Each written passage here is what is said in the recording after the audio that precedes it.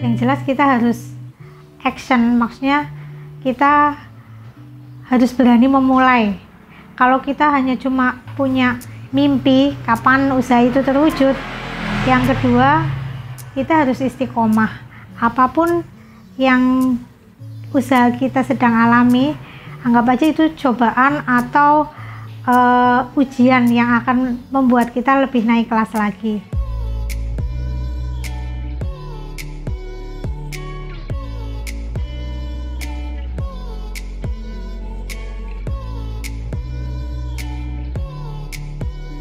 Assalamualaikum warahmatullahi wabarakatuh.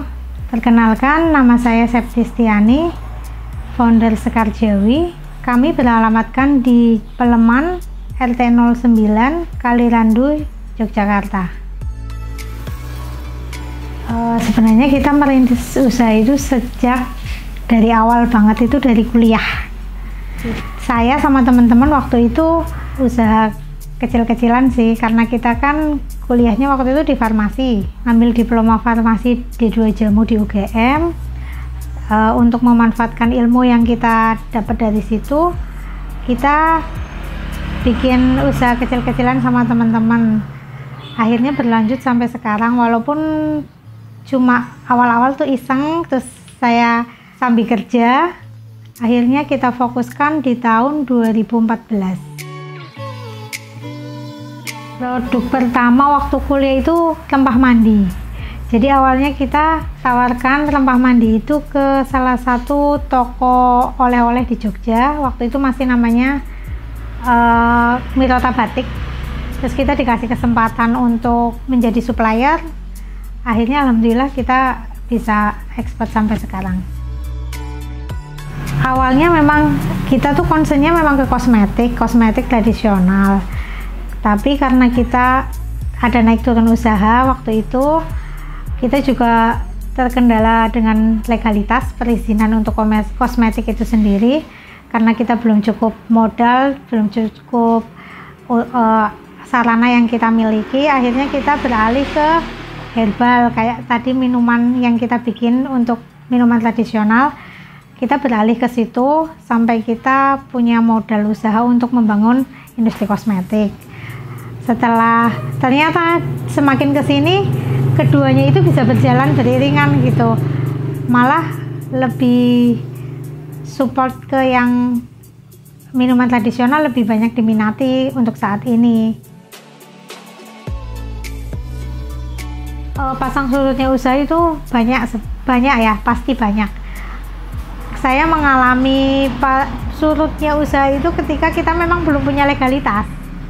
Karena kita concern di kosmetik dan jamu, otomatis kan legalitas itu yang utama. Kalau kita pengen berkembang, kita pengen masuk ke pasar modern, kita masuk supermarket, kita pengen lebih dikenal masyarakat, legalitas itu yang utama. Kita merasa produk itu unggul, tapi kita nggak punya legalitas, gimana produk kita akan dikenal gitu. Di masa pandemi seperti sekarang ini, untuk produk yang paling dicari adalah produk yang kayak minuman tradisional, untuk wedang uwuh, jas seruk, terus minuman instan bubuk jahe merah, itu sekarang yang sedang banyak dicari. Untuk menyiapkan proses produksi jahe merah, semua bahan yang kita peroleh adalah dari petani, dari mulai jahe dan bahan-bahan lainnya. Jahe itu kita bersihkan, kita sortasi basah. Fungsinya adalah untuk membersihkan jahe dari cemaran yang ada, dari mulai tanah atau bahan lain. Setelah kita bersihkan, jahe itu kita giling. Setelah kita giling, jahe itu kita ambil sarinya, kemudian kita proses pemasakan. Setelah proses pemasakan, kemudian kita ada proses pengkristalan. Setelah proses pengkristalan, masuk ke dalam oven. Oven itu berfungsi untuk pengawet alami. Jadi ketika produk yang kita buat kadar airnya rendah, maka produk itu akan lebih tahan lama, terhindar dari jamur dan cemaran lain. Masa simpannya juga lebih lama. Setelah proses oven itu selesai, kita filling ke dalam botol dan labeling. Produk kosmetik kita concern ke produk-produk kosmetik tradisional. Kita memiliki lulur, masker, tapel, pilis, bedak dingin, yang semuanya itu merupakan sediaan tradisional. Kenapa kita pilih sediaan tradisional?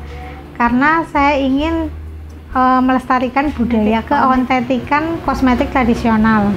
Jangan sampai kosmetik yang turun-temurun dari zaman nenek moyang itu masyarakat milenial seperti sekarang ini sampai nggak kenal gitu. Misalnya pilis, banyak mesti yang nggak kenal pilis itu apa, bedak dingin itu apa, mereka mesti nggak kenal. Karena sekarang banyak sekali produk-produk impor yang membanjiri pasar Indonesia. Jadi jangan sampailah budaya kita tergerus oleh kosmetik luar yang notabene bukan produk asli Indonesia gitu. Ada beberapa bahan baku yang memang hasil panen dari masyarakat sekitar.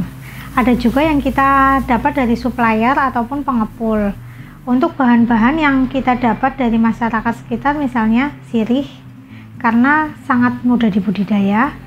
Kedua, sereh, kita manfaatkan kebun-kebun punya masyarakat sekitar kita untuk menanam sereh agar bisa kita manfaatkan. Untuk bahan-bahan yang kita peroleh dari petani, misalnya jahe merah, karena memang budidayanya perlu perlakuan khusus. Tips motivasi dari Sekar Jawi untuk para pengusaha muda, yang jelas kita harus action, maksudnya kita harus berani memulai. Kalau kita hanya cuma punya mimpi, kapan usaha itu terwujud? Yang kedua, kita harus istiqomah.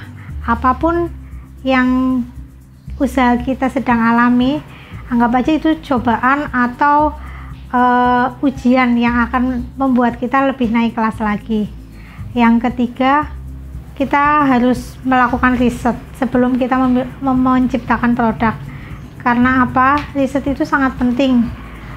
Walaupun riset sederhana, tapi ketika kita memiliki produk dan kita paham akan mana sih pasar yang akan dibidik dan produk apa sih, kita juga paham akan kita buat, kita juga paham dengan produk kita sendiri. Jangan sampai produk yang kita buat itu kita juga nggak paham, hanya sekedar jual saja.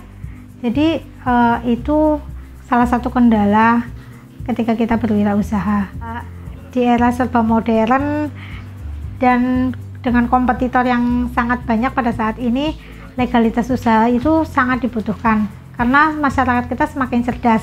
Mereka memilih produk, tidak hanya memilih produk yang aman, tapi memiliki legalitas usaha yang benar-benar bisa dipertanggungjawabkan. Jadi kunci dari, apalagi kita di produksi minuman tradisional, di kosmetik, legalitas usaha itu nomor 1.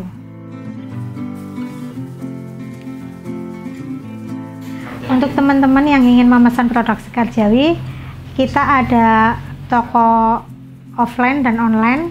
Untuk online kita bisa di Instagram kita Sekar Jawi Official IG, untuk Facebook Sekar Jawi Spa, dan untuk web di www.sekarjawi.com. Untuk toko offline kita ada di Jalan Peleman RT 9 Kalirandu, Kasihan, Bantul. Terima kasih tim Punca Media sudah meliput usaha kami. Mari berwirausaha, ciptakan peluang usahamu sendiri.